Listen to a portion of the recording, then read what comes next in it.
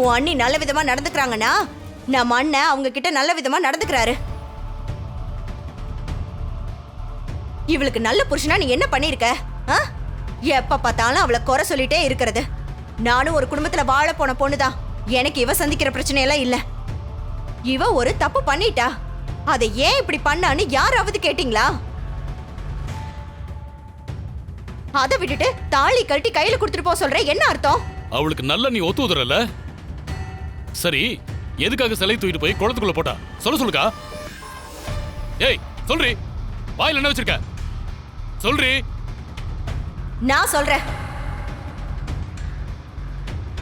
திருட்டு உறவுல பிறந்தவன வாரிசு வாரிசுன்னு எல்லாரும் கொண்டாடுறது எங்களுக்கு பிடிக்கல.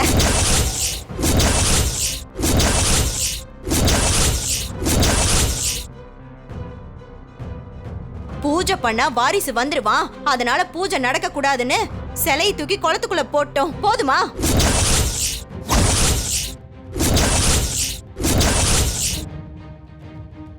உடனே ஆள் ஆளுக்கு எங்களை திட்டாதீங்க. இந்த பேச்சை இதோட நிறுத்திக்கோங்க. இங்க பாரு, இதுக்கு மேல தாலியை பத்தி ஏதாவது பேசி அவ மேல கைய வச்ச அப்புறம் நான் சும்மா இருக்க மாட்டேன், பாத்துக்கோ. வா பார்வதி.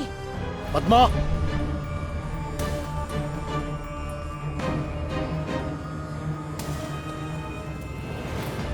ஒண்ணு மட்டும் தெரிஞ்சுக்கங்க.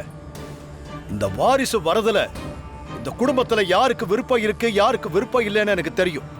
ஆனா யாரோட விருப்பம் இல்லைனாலும் சரி, அந்த வாரிசு ஒரு நாள் வருவான். ஜீவாவை இந்த வீட்டுக்கு நான் கூட்டிட்டு வருவேன். அது நடக்கதா போகுது.